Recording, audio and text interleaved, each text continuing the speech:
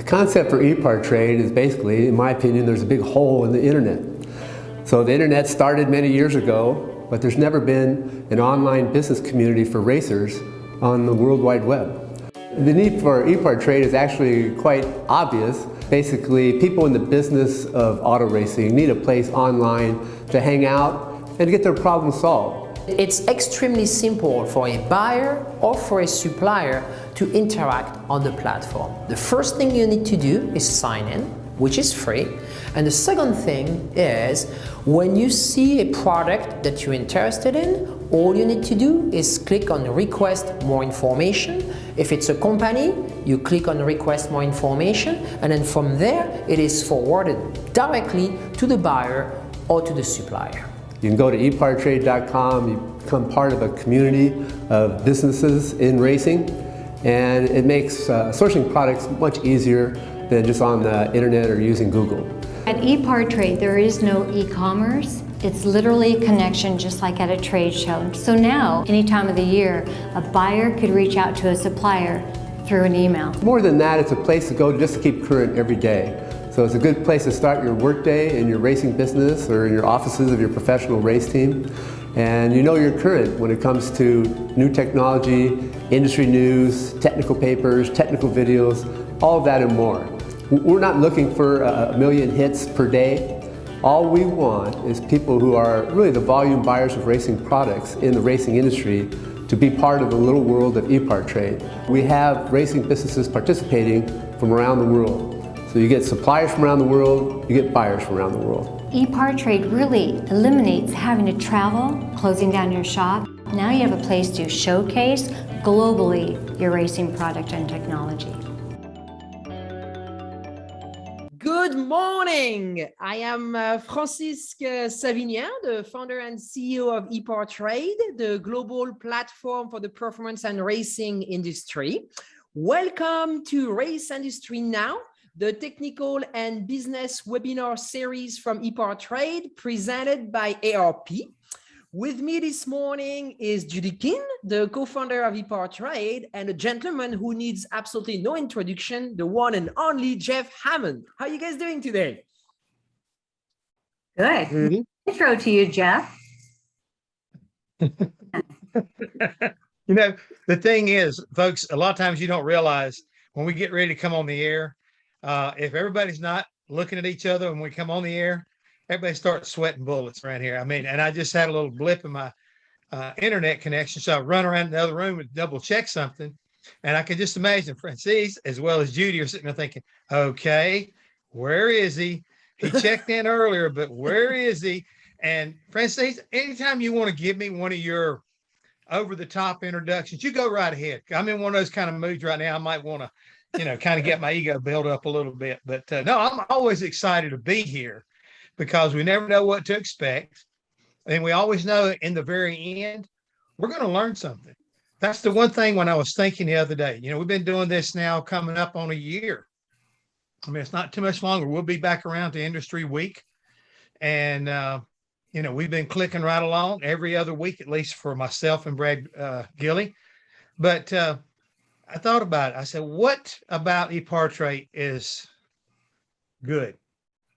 If you tune in, if you will take the time to go back and review people who are on this platform, people who want to be on this platform, I'll guarantee you will learn something. I always leave at least with one thing, but usually multiple things. And for somebody like myself, it's been around the sport since Ben Hur, as everybody likes to tell me, it's gratifying. And I hope everybody that is, you know, that has taken the time out of their busy days to watch one of our shows or be part of the webinar itself will feel the same way that I do, that it wasn't a waste of time and you learned something.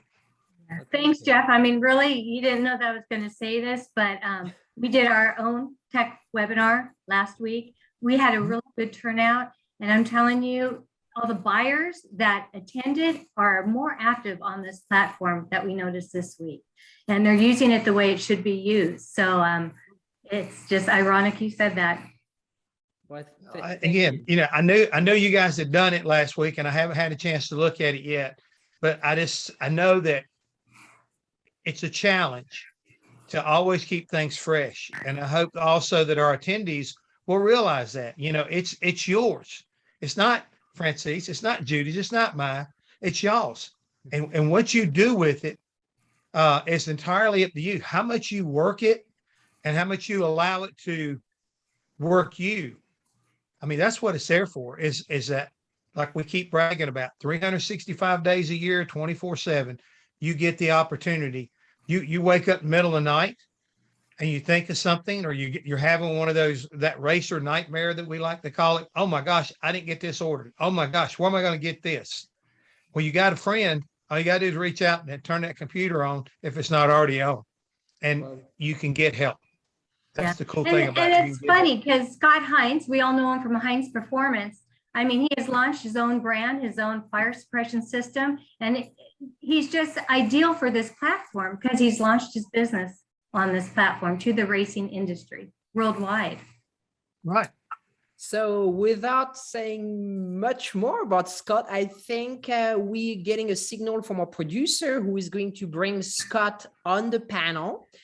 So we're waiting for Scott. I think Steve Francis is running a little late. Am I correct? But he will be joining us shortly. So I see Scott coming on, and we're going to ask him to start his video. And I think he's right there. And we're going to ask him to unmute. And good morning, Scott. Hey, good morning, guys. How you doing? Very good. Very We're good. just talking good about you. Well, I hope you continue to talk good about me today, because I don't know if you know it or not, but you and I are playing golf together tomorrow. So we'll talk a little business today, and we'll talk a little round ball tomorrow. How about that? I like that idea. And it gives me some advance warning whether to bring one golf ball so I can ride your back, or I got to bring 20 or 30 golf balls because you guys are going to try to ride my back. And whether I'm going to drink beer or whether I'm going to drink hard liquor. It's just, what do you drink? You do whatever. Hey, listen, if I can golf half as good as you can, crew chief, we're going to do good. How about that? We'll win.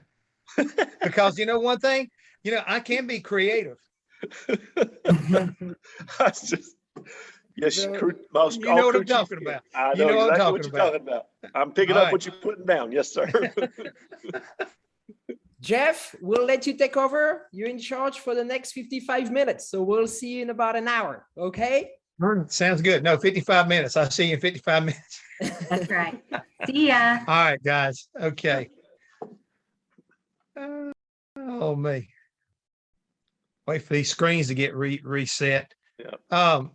So talk to me, man. Talk to me. How things going? Things are going great. Things are going good. We did this Industry Week webinar, I think, back in November. Talked a little bit about FSE. Since then, business has been very good with the pandemic and the continuation of a lot of things going on that we're not really used to. I've been very blessed, very fortunate. Business is great. I've got a good customer base. I really can't, you can always look at the glass as half full, half empty, or half full. I've always been a half full type kind of guy. I have no complaints. We're growing. We just moved into a new location that day that we actually did that webinar. It's super convenient. It's right off of 29, just north of Charlotte Motor Speedway. We got the events at ZMAX this weekend. We had obviously the race in Charlotte not too long ago, the dirt race rather. So there's a lot of stuff going on, a lot of local tracks running. Some issues with some parts. Some have canceled some races because of tire shortages, but all in all, that's just kind of the box that we're in right now. I've had some issues getting certain things in with regard to extinguisher parts, but I try to stay on top of that, and all my orders are filled at the moment, and so I'm very very happy about that. I wanted to ask you a question because I know a lot of people may not realize this, but Heinz has been around for a long time. I'm bringing this up because where you mentioned your location is it's, if those of you who have been around racing as long as we have, that's an old Butch Stevens or BSR location that was built. And the reason I'm bringing this up is a lot of the race parts business that have made it and gotten bigger, and you guys were kind of like, y'all were one of the cornerstone businesses as far as performance based products. So, I mean, this is not, you're not a rookie at this, you kind of like grown up in racing, understanding what it takes to be a parts individual. Right. And to make it. And I want you to try to explain to the folks that are listening and with us today, why you chose Epartrade rather than just doing it the way you've been doing it. Because like I say, you people knew who you were, but it's like everything else. You got to fight for your turf, right? You're exactly right. You're exactly right. I've always welcomed competition. My dad and my uncle started this business back in 1975. They drag raced. They would take certain parts and certain things to the racetrack, and kind of got the reputation of, hey, go check with Steve or Mike Hines. They've probably got it on their truck. And so it just kind of evolved into the one-off odd stuff at the racetrack that my Uncle Mike and Dad really just really knew what to take, and kind of said, hey, if we might never use this, but let's go ahead and take it. And that kind of got us the reputation of being able to get stuff, being able to keep stuff, sourcing out hard to find things. And so that just kind of grew. And you're asking the question about from a local standpoint versus a national or international type deal. We've always kind of prided ourselves, our family, on face-to-face time, one-on-one interaction, customer service. But I'm 53 years old. I started this when I started working for my dad when I was 12. So I've been doing this a long time. I've seen the ups and downs. I've seen this industry go from inventory cards and handwritten invoices to everything done via electronically, email, on the web, websites. 20 years ago, websites were it was just a word you really didn't know. And so Epartrade is kind of, I've known Judy for a long time. She's always been a great friend and given me a lot of good advice. And when she started Epartrade, we kind of started talking. It kind of coincided with my launch of my FSE brand of fire extinguisher. And so we just got to talking, and I said, it just kind of makes logical sense. It's a step out of my box. I'm not really 100% comfortable. This might be, I could probably count on one hand the number of Zoom meetings I've actually done in my life. So I'm really kind of a rookie at this, but my knowledge of product and how long I've been around the business, I think says a lot. You were talking about the building we're in, the Butch Stevenses and the Hutcherson, Ron Hutcherson, and people like that did the parts years ago. They kind of were good at a lot of things. And we kind of tried to not emulate our business after them, but really concentrate on the racer, and kind of treated every single person as if they were the most important customer, because every customer to me is the most important customer. So you just try to get that. And that was instilled in me at an early age from my dad and my uncle and my family, who are very outgoing, very personable. And luckily I've been blessed with a good memory. I don't forget a lot, which can be good or bad. But when it comes to part numbers, I'm really good with part numbers and remembering certain things like that. So that's kind of what my talent and where I've been able to kind of excel is a knowledge, a product knowledge that I've gained and been able to retain. As you know, as you get older, it's hard to retain stuff, but I've been able to retain most everything that I've learned, good and bad, in this business. So it's been fun. It's been fun. Well, you brought up a couple of things that I want to touch on is, your ability to outsource in the very beginning. You knew where to go, or you were able to have somebody come to you, whichever way it was. But that's the cool thing about where we are today, is that if somebody's looking for your particular product, all I got to do is put fire extinguisher in, especially in that Epartrade, and all of a sudden you're going to come up. Right. And to me, Scott, correct me if I'm wrong, that's an international bump. It's not just North Carolina. It's not South Carolina. It's not even the Southeast as a whole. We're talking about you're going to Australia, you're going to Germany or someplace else. I mean, Correct. And that's the thing that I think is so electrifying, is to know that, again, I've known you and known your family for a long time, and everything that you've touched on is spot on. Yeah. So what I'm saying is I've run across a lot of companies this year doing these webinars, are companies that were family started, Mhm. but have evolved. Yep. And the necessity to get bigger yet and Mhm. be more accessible, Mhm. I don't think has ever been greater. Right, correct. I agree. Growth is very important, but you can also grow too big, too fast, and try to get into too many areas. And I think what we've tried to, I've explained this to people in the past, is I think I want to grow, don't get me wrong, but I would rather be able to keep my customer base and the people that like doing business with me inside like this right here. As you get bigger, the fingers kind of do like that.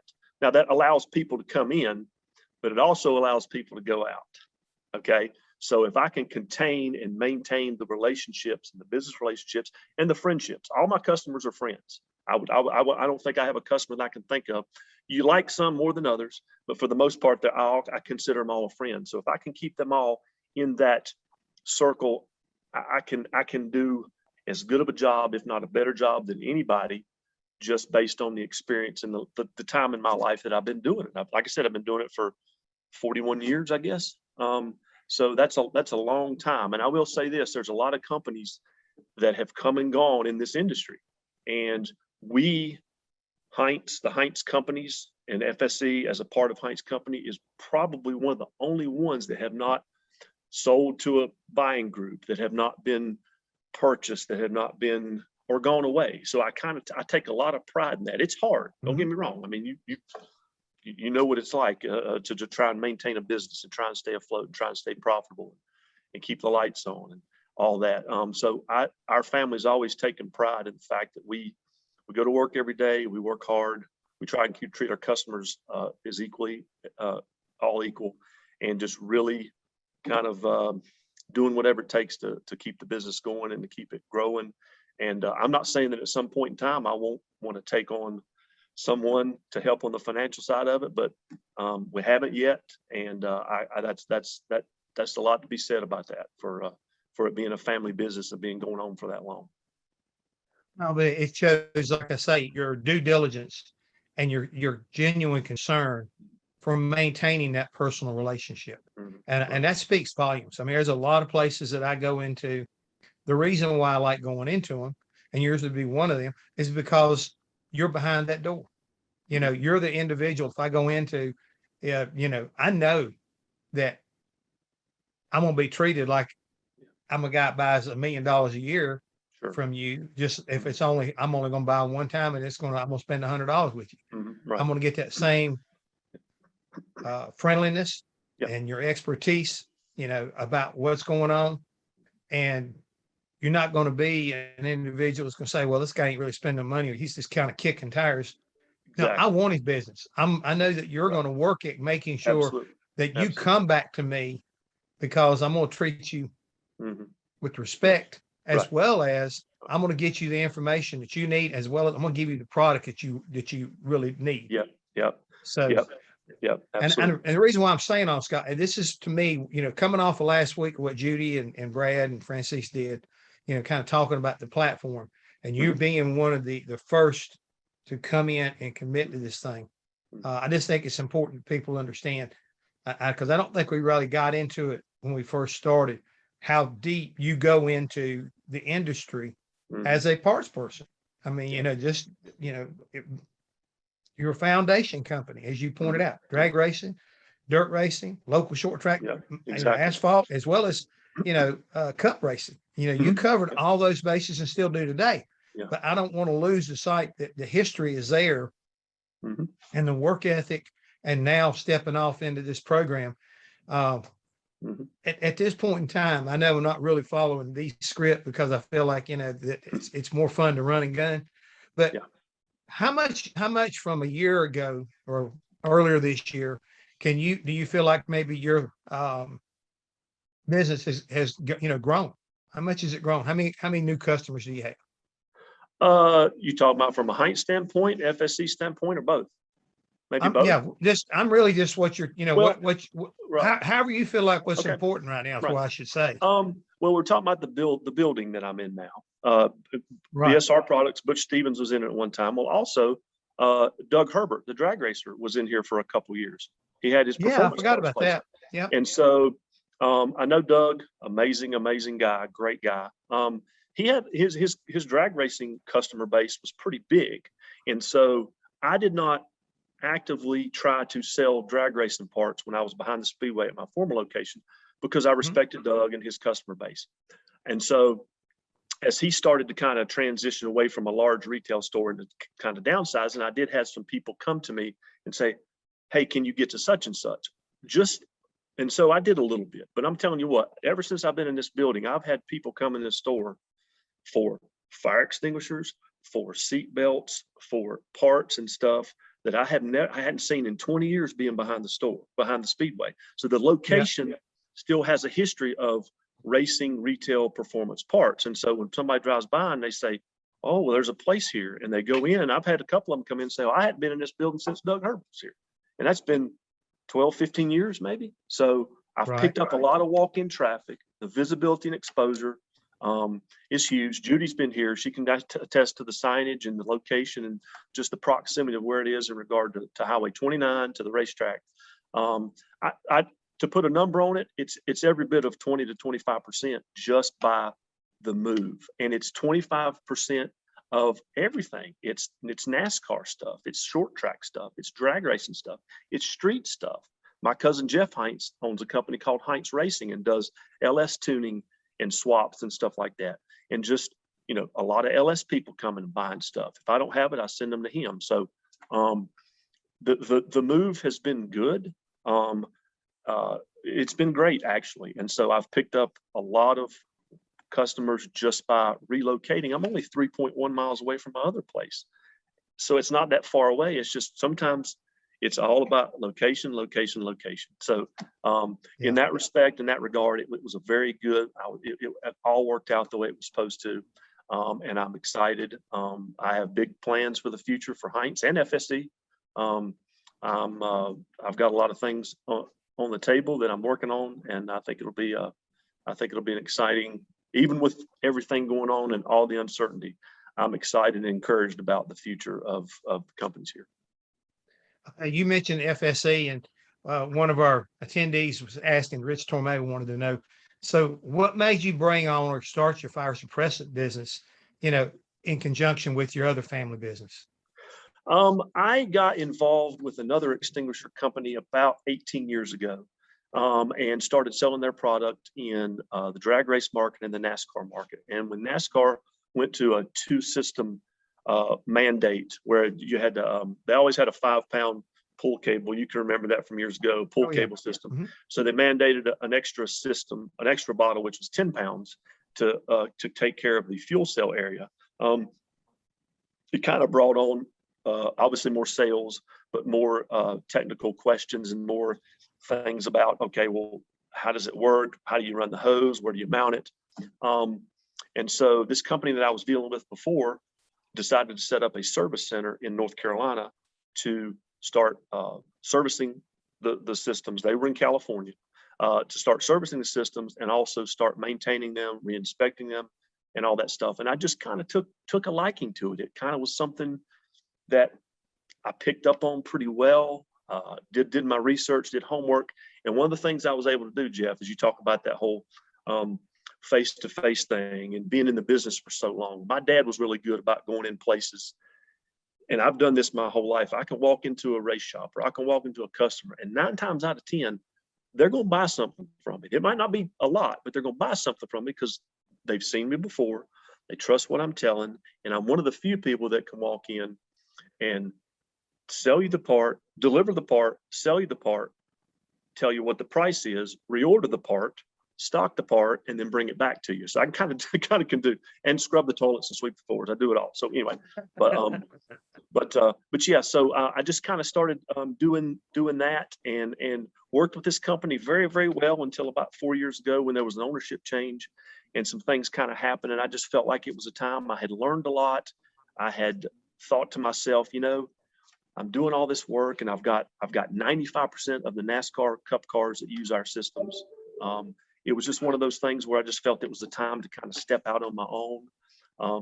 Had a partner that stayed with me for a year that kind of helped me start it, that was involved in fire suppression from an engineering side. FSE, Fire Suppression Engineering. How did I come up with the name? I literally was meeting this guy in Huntersville to talk about starting the company. I have a cocktail napkin and I'm writing down names. All right, what do I want to name this thing? And he was an engineer and I wanted the word engineering or engineer in it. So we just kind of rolled around a few. So that's how the name of the company came. I kind of became known as the fire bottle guy. People that bought parts from other places I might hear from once or twice a year, and they're buying fire systems from me. They wouldn't buy anything else from me. I try to get them to sometimes. Sometimes they would, but they would always call me and they would ask me questions. And then I started getting questions from the people at NASCAR and some of the people at Lucas Oil, which I wish Steve was with us and he could expound on that a little bit. But, you know, it was just kind of one of those things where I just kind of became known as the fire bottle guy. And I'm like, if I'm gonna be the fire bottle guy, why don't the fire bottle guy have his own fire bottle? And so I just kind of took some things I'd learned, made a system that I feel is put together a little bit better, a little bit more rigid and sturdy than what's out there, especially from a motorsport standpoint. So that's kind of how it came about. I don't know which of the 5 questions I'm sitting there thinking about asking you I want to go with first. I mean, so how many people have you got working for you right now? I have, in this particular company, I've got 4 people working for me. My son, my 21-year-old son, Gabe Heinz, and then a gentleman, a good friend of mine named Brian Griffin that I hired at the first of the year. They work for me both full time. They both can build, assemble, service, rehose, whatever, all the extinguishers. So there's basically 3 people in here that can do all the work on the extinguishers. I've kind of took a step back from that. They kind of, if I got an order, they jump on it. They'll ask me a question or two. I try to keep up on the parts and the components that it takes to make them. But and then we also answer the phone for Heinz. We answer the phone for FSE. We sell systems. We sell hose and fittings. We sell suspension parts. So we're kind of all. I kind of try to tell them, you know, which any employer should. The more you can do, and the bigger your box is that you work in, the more things that you can do, the more value you are to an employer and to someone you work for. So I try to get them to kind of do a little bit of everything so they can kind of learn the same way that I did. My dad didn't like put me and say, okay, I want you to do just this. He was like, when you get done with this, you got to do that. And when you get done with that, you got to do that. And oh, by the way, if you run out of things to do, come see me because I'm going to give you something else to do. So, and that's the way it was. The thing is about your employees and everything. If I called you up, let's just say I'm not an experienced individual when it comes to fire suppression stuff. Could you or could Gabe or one of the other folks come out, look at what I'm getting ready to do and give me suggestions? Absolutely. Absolutely. I think they'll probably, anybody else that works for me will probably pass it off to me when they get to the point where they can't really 100%. When it comes to the price, they'll always say, well, let me let you talk to Dad, or let me let you talk to Scott. He'll be the one that can give you a deal. But, yeah, you know, I guess one of the things that I have done and I can hang my hat on is fire extinguishers, especially for motorsports, aren't just a plug and play, even though you think it's just, okay, there's just a bottle and there's a nozzle and there's a hose and there's agent. Each racer's car, you can have 2 cars side by side. You know this, Jeff, as good as anybody. You can have 2 cars side by side and there ain't 2 things on the cars a lot of times the same.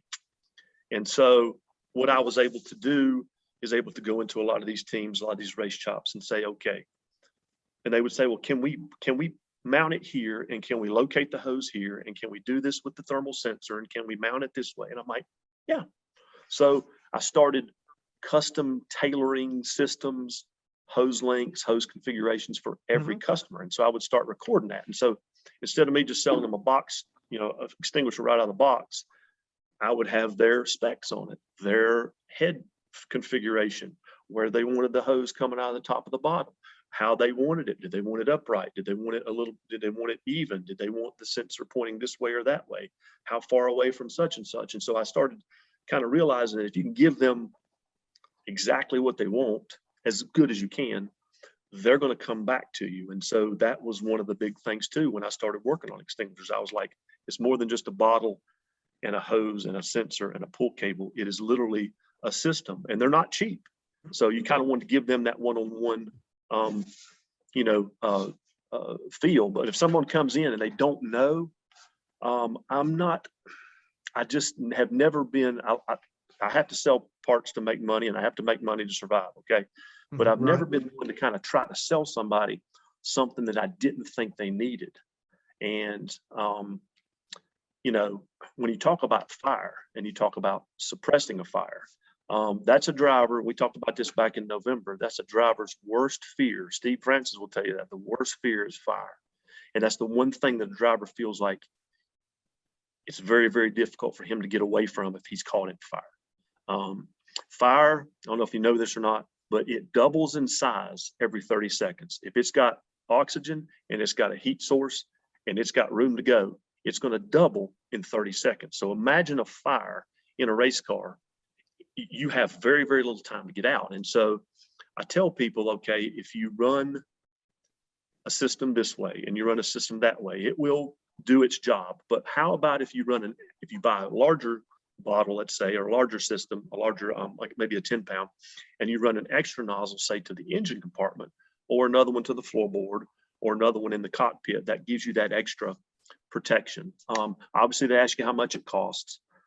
So I just try to kind of custom tailor a system and a kit for them. Yes, I've got a bunch of part numbers, but if they want something different, they want an extra nozzle here, can I run a different line this way? Can I come out of this and do that? I've done this for a long time. I'm coming up on 18, 19 years with working on fire extinguishers. I can pretty much tell you how to do it, how it's going to work, and the opportunity and how to set it up for it to work the way it's designed to. It's a lot of bases that Jim Battis had sent us a question in. Can you share some of the tech and innovation in fire suppression you see these days? And you touched on a bunch of them, but let's go back and let's address where we are. And I think we may have talked about this in our first show, but let's go back and re-explore it. Okay. Where are you at now, and where do you get the research? Who do you do work with as far as the next halon, the next, dry chemical? What does the future look like as far as the content of a fire suppression system in the future? And what do you see in the next, like I say, the evolution you've already shared with, we can custom design, but like I say, right now, NASCAR's coming out with a brand new car. Are we going to see a brand new system in there that you've helped be a part of? I mean, where does all this kind of land? Yeah. Well, systems, I'll try and make this, try and nutshell this as best I can. All the systems that we sell and any of other motorsports extinguisher companies sell, they all go through a testing and approval process by SFI. Familiar with SFI? So SFI has these testing parameters that you go to their facility and you do these things that they ask you to, and they check them off, and you pass or you fail. Hopefully, everybody, it might take an extra bottle to maybe the nozzle might be in point, but you have to put out fires in certain situations, in certain circumstances and environments. Once you do that, then you're SFI approved, and you get your approval process.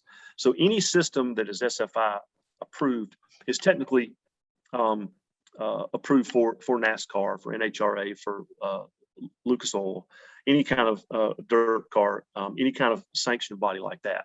As far as the new stuff, there's been some new agents that have come along. We used to start out years ago with halon. You remember the halon? And as your driver, old DW, he probably didn't want to pull a fire bottle pin because maybe he did in his life, and he gets choked and your eyes start burning, you start coughing, you can't breathe, and it literally just takes all the oxygen away from the area that you're in, and you literally can't breathe. That's how it would extinguish a fire.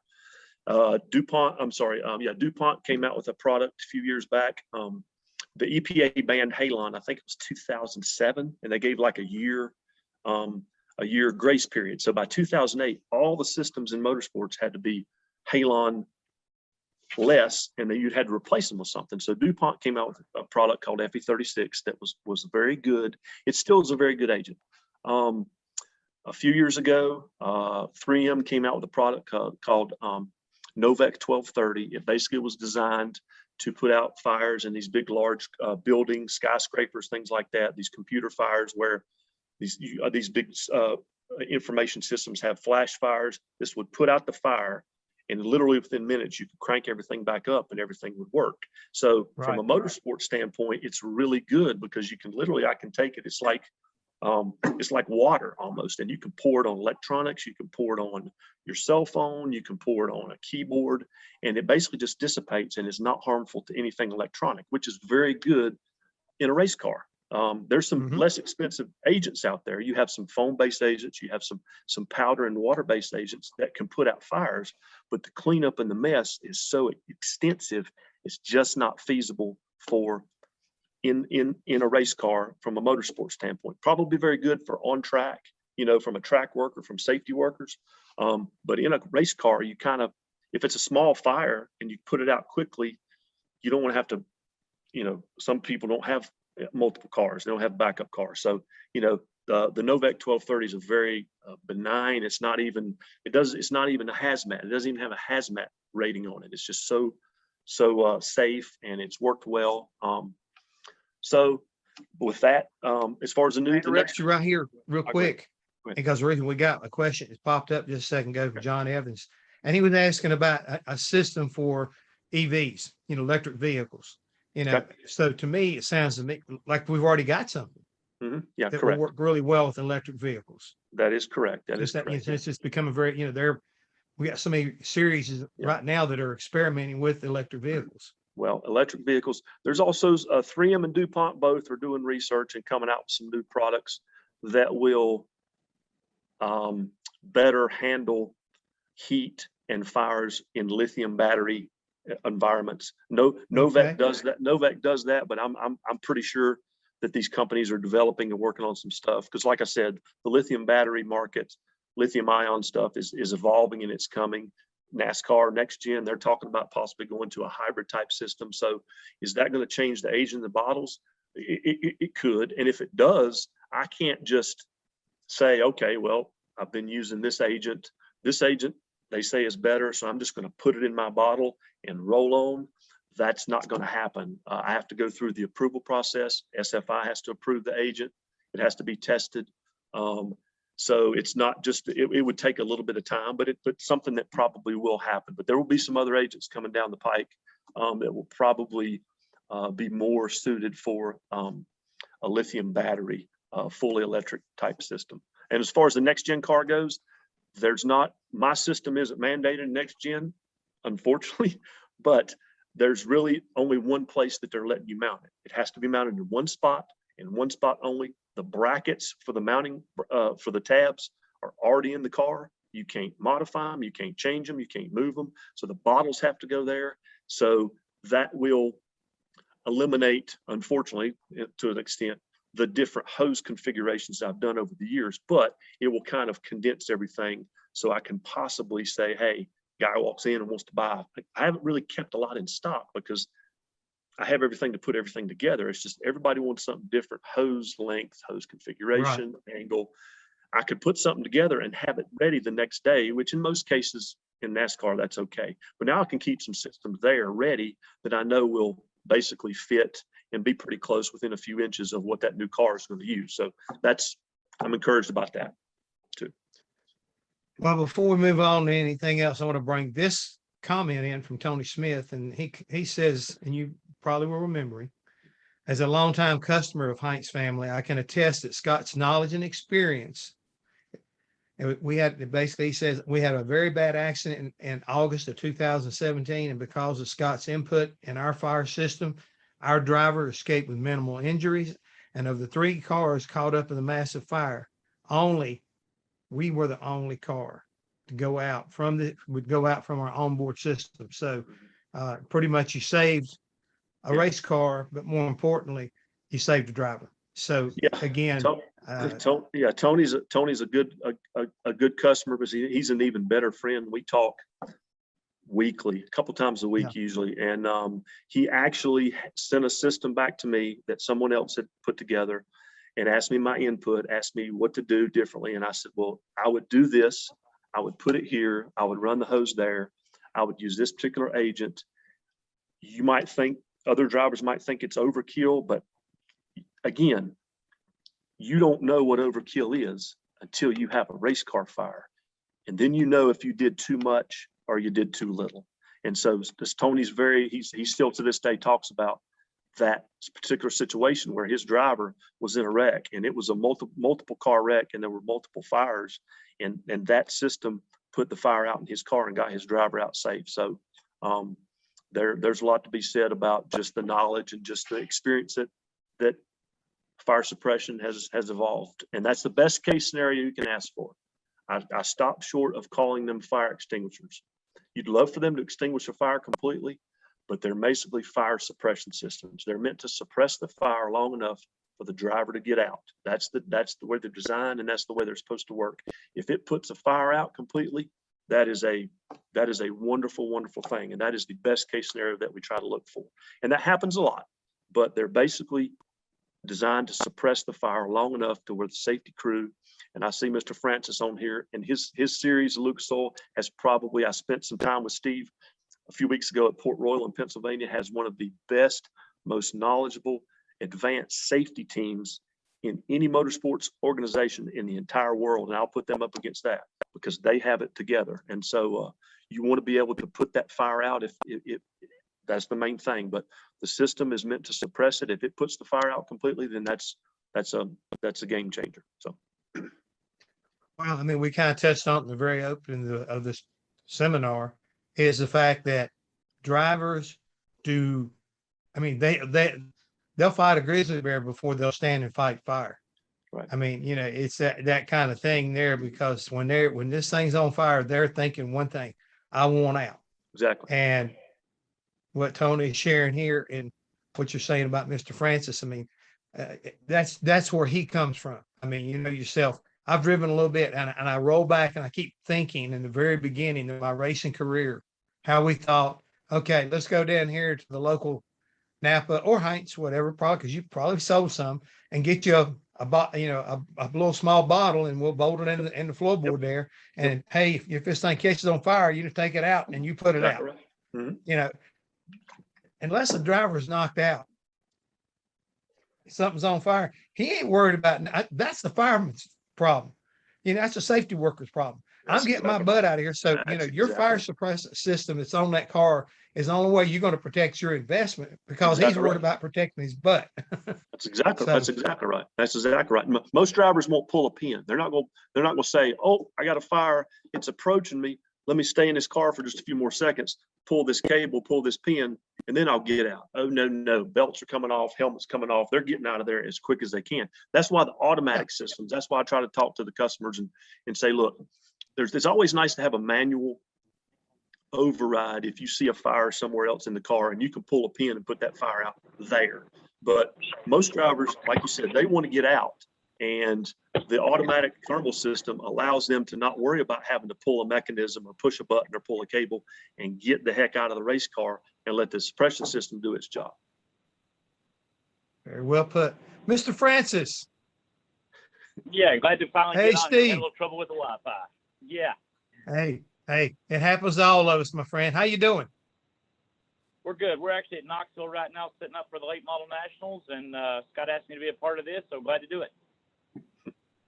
Well, Scott, we've talked about a lot of things. There were some other questions you wanted to bring Steve in on, so I'm going to kind of let you handle it. And you two guys tell me what I don't know.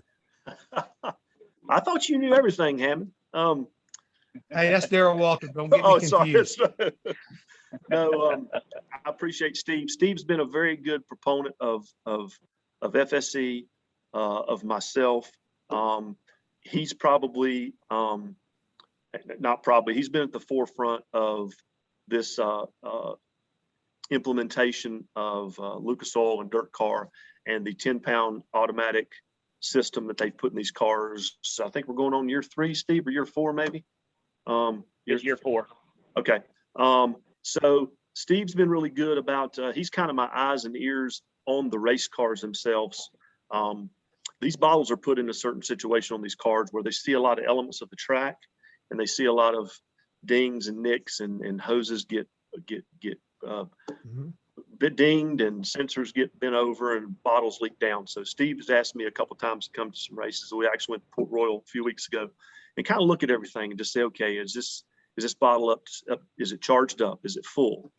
Is it mounted and located in the spot that gives it the best opportunity to do its job? And so I was glad to be able to do that. It's kind of hard to do much work and fix things at the racetrack, but I give Steve a lot of credit in the fact that all of the competitors that I talked to were very, very open when it came to making sure that their system was charged up and would work if it needed to. And Steve keeps a couple of my units on the trailer there. And when they go to a race, if a customer's got a system it's out of date or it's expired or it's empty, and they do an inspection or it discharges, then Steve lets them get a system, one of my systems, and they put it in the car and they go race. So he's been able to kind of help me make sure that the racers are covered and there's product there if they need it. So I give him a lot of credit. Obviously he's has been an excellent racer, still is. I want him to get in that SRX series. I told him that at Port Royal, Hammond, work on that. I want him in an SRX car next year. Okay. I'll make a note of that and let Ray know. but yeah, so Ray and Tony, right?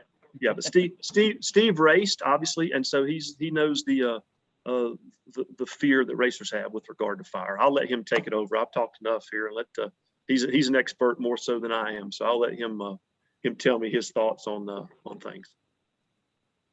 The biggest thing that we've learned is, people don't really know how to maintenance their system. They don't really check it. It's kind of like supposed to be bulletproof. So we'll crawl in there and they're like, hey man, your system's been out of date for 6 months. You need to get it out there, get it checked, get it recertified.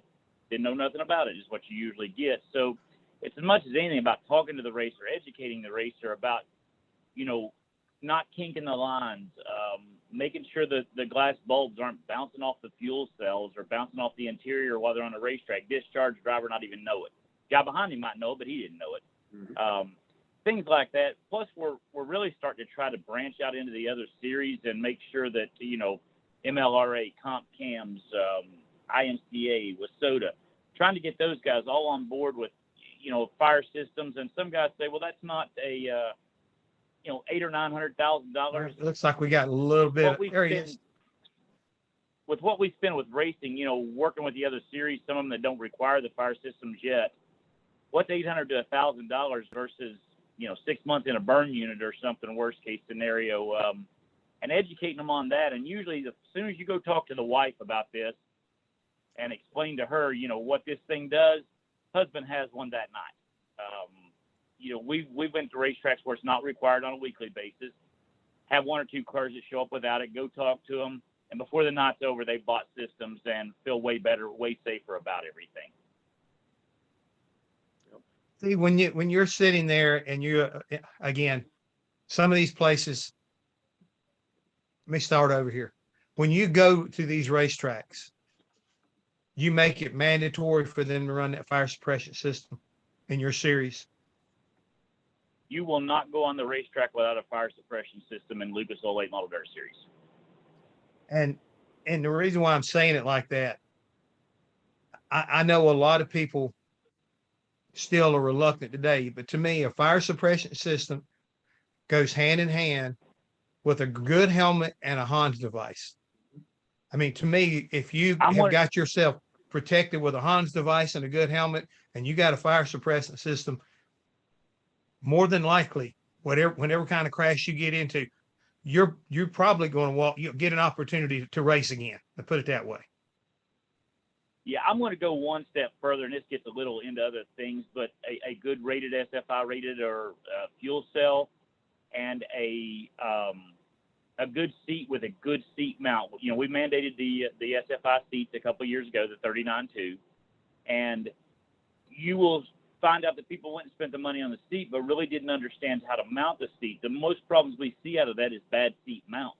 And you've been with NASCAR and all that, them guys hit the wall, the seats move way more than anybody thinks they will in a crash.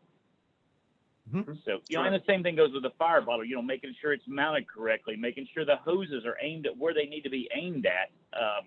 And as much as anything, it's about education as far as anything else. Mm-hmm. That's right. Scott, real quick, we got a question, another question from Rick Tormay. He was Okay. wondering, what's the various sizes of extinguishers do you sell?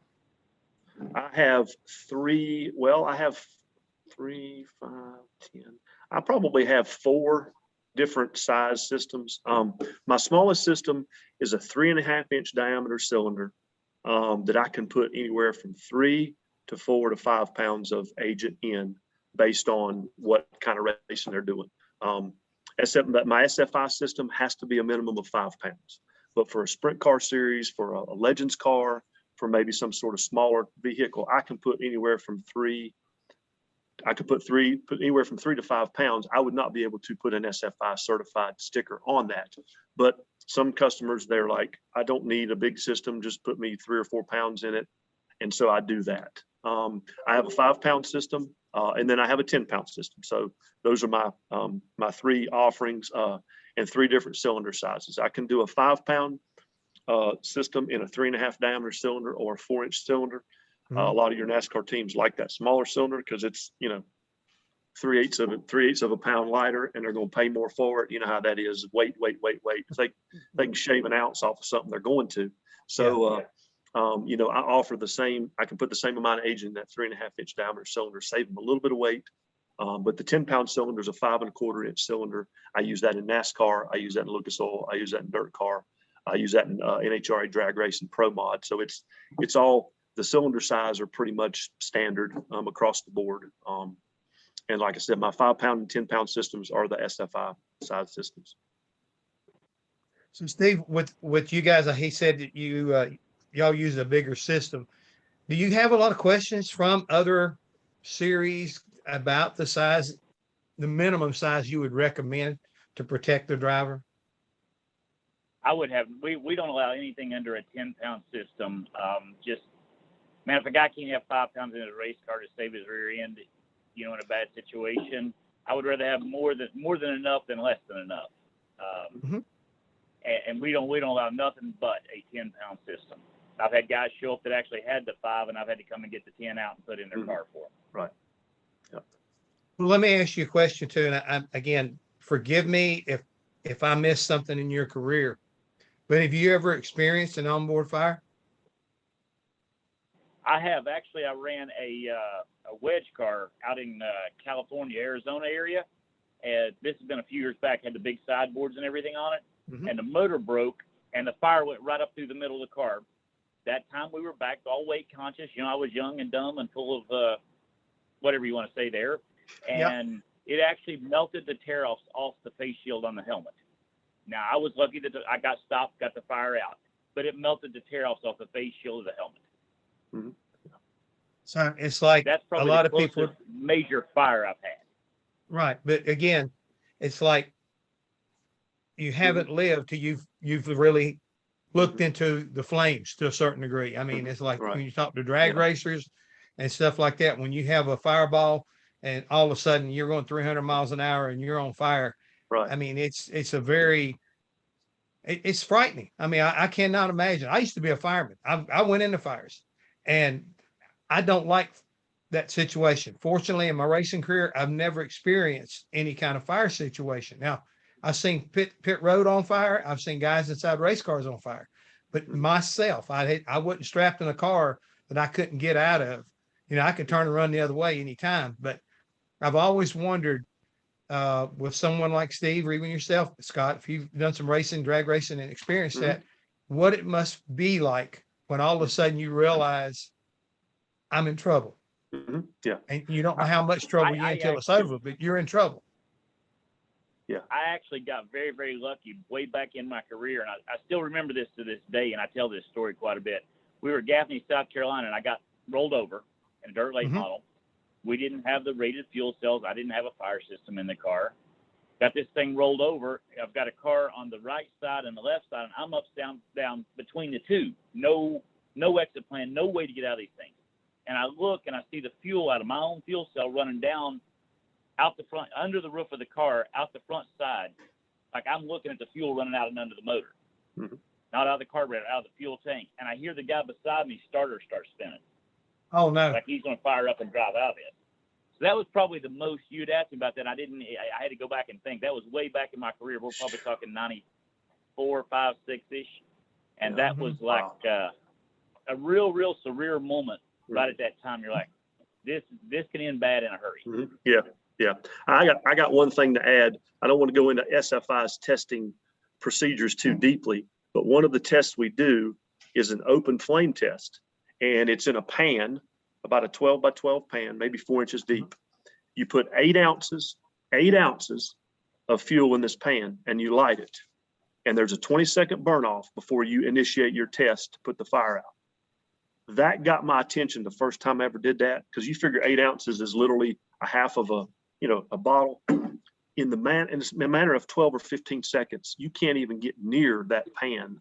It gets so hot, just that small amount of fuel. And that's what I try to tell people. It doesn't take, so you imagine in a race car, when that thing flips up and there's a fire, you've got anywhere from 8 to 10 to 12 to 15 to 20 gallons of fuel, not 8 ounces, potentially there ready to ignite. And that is very, very scary. That kind of opened my eyes. I was like, wow, I never realized that little bit of fuel would make that much heat that quickly that you couldn't literally, and Jeff, if you went into fires, you know what I'm talking about. It doesn't take much for that heat. And so just imagine if you're a driver, you're confined in that cockpit and you're trying to do all this stuff to get belts off and try to get out. And this fire is just continuing to get hotter and hotter and closer and closer. So it doesn't take much. That's what I tell people. I said, there ain't no such thing as a small fire. Any fire is a big fire, as far as I'm concerned. So, that was an eye opener. Usually in that situation, you don't get a second chance to make it right. You better have the right stuff the first time. That's right. Guys, we got a question from William Vitellera, and he says this here, guys. I've had experience with rally cars. The car upside down, co-driver injured, on fire. Helicopter was on the way. Special applications for rally car. Scott, Steve, you probably could hook a guy up, couldn't you? Tell him what he needs. I'm sure Scott can tell him everything he needs, but I would recommend right off the bat 10-pound system, probably a 3-nozzle system. Wouldn't you, Scott, on a rally car type deal, since you have 2 drivers in there, or a driver? I absolutely would. That is a great point, Steve. 10 pounds of agent. A pound of agent puts out a fire around 10 cubic feet. Okay. Mm-hmm. That's just an average. Okay. So that's a lot of area, but I just don't think you can have if you've got a 10-pound system, you think about it. If you've got a fire in the cockpit, approaching the cockpit, you've got one in the engine bay, and you've got one in the fuel cell. So you got fire coming from all 3 spots. So you need every bit of that 10-pound system. But if it was me, I would put something near the fuel cell. I would not recommend any race car whatsoever not having an automatic nozzle or a manual nozzle, if you want a manual system, pointing to that fuel cell, because that's where the fuel is coming from, and the fire is coming from the fuel cell. Now, if you have an engine fire, it's making its way towards you, but sometimes the firewall, if it's a contained car, a rally car, there's a firewall there, but the fire can still get up through a shifter boot, through a crush panel. That fire, it's going to find, if there's oxygen, it's getting through there to keep growing. And so I would put 2 nozzles in the driver's compartment, and I would put 1 in the fuel cell. And the nozzle placement is important. I like to put the nozzle somewhere. Old school is point that nozzle at me, because I don't want to catch on fire. And so the old halon systems, guy pulls the pin, all that halon goes in his face, and he can't breathe. He's choking, he's gagging. So I like to take the nozzle. And if you want to put one towards the driver, put it somewhere over here. The Novec is a safe agent, but put the nozzle pointing somewhere to where the fire is coming from. Let's say back towards the fuel cell. Cut it off before it gets to you. Let's prevent that fire from getting to me. Right. Put an extra nozzle, but Steve's right. 2 nozzles somewhere near the floorboard inside the cockpit of that rally car, and then something on the fuel cell would be ideal. I would not use anything less than a 10-pound system. Sure would. Well, gentlemen, I hate to say this. You have a lot of guys that really, really say, well, I want one that's a motor. Most fires come from the motor. Well, they do, but there's really not a lot of fuel for that fire at the motor. You got a little bit in the carburetor. The fuel all comes from the fuel cell. I mean, you might have an oil fire, but it's going to go out in 50, a couple of seconds. You're going to run out of oil. And you know, that fuel is always there, and you always got to protect the drivers. Well, again, we're running out of time, but we never run out of, I think, the idea of what we're trying to do here, and that is to keep people safe and allow them to race the next week or maybe even the next night. So it's a pleasure, Scott, Steve. Good to see you. Good luck up at Knoxville this weekend, and look forward to maybe catching you at a local dirt race around here, around the Carolinas, sometime in the near future. And Scott, I'm gonna stop in one of these days, and we're gonna go to lunch so we can have some fun and you know, drink some iced tea or something. Okay. There you go. Hey, go home and practice your short game tonight. Okay. I will. I'll hit some golf balls just for you. Just for you. I'm actually All supposed right. to go here in a little bit this afternoon. Out in Knoxville. All right. Well, thank you very much, gentlemen. Thanks, guys. Great webinar, Scott. Thank you, Steve. Thank you, Jeff. The webinar has been recorded. It will be published later on this afternoon on the Epartrade platform, as well as on our YouTube channel. We will be back next Wednesday. We're going to be talking turbos with Full Race Motorsport. Jeff, we'll see you again next week. Very good. So you're going to get a twofer. You're going to get a twofer back to back. Have fun of the tournament tomorrow. So Yes. I'd like to hear the results. exactly, we'll talk about it next week. I'm gonna let Jeff keep score. I was getting ready to say, between Scott and myself, we'll go ahead and guarantee a win. Excellent. Very good. Thank you very much. We'll see you next week. Thank you. Bye-bye. Thank you. Thank you. Registering on Epartrade is easy. Fill out your name, email, phone number, and create a secure password. Next, select your business type. Choose supplier if you're looking to display products or services and connect with buyers. Choose racing business if you're looking to find new parts and connect with suppliers. Choose race team if you own or are a member of a professional racing team. Begin typing your company name. We most likely already have your company in our database, which you can select from the drop-down. Then, enter your job title. Choose Claim Company if you'll be editing your company profile. Other members of your company can choose Join Company if they'd like to use Epartrade as well. You can view and agree to our terms of use here. If you'd like to receive our weekly newsletter, choose Accept. Click Register Now, and your registration will be submitted for approval. You'll need to confirm your email once it goes through. To keep our platform industry only, you'll be approved shortly after. If we require additional proof of business, we'll reach out. Welcome to Epartrade.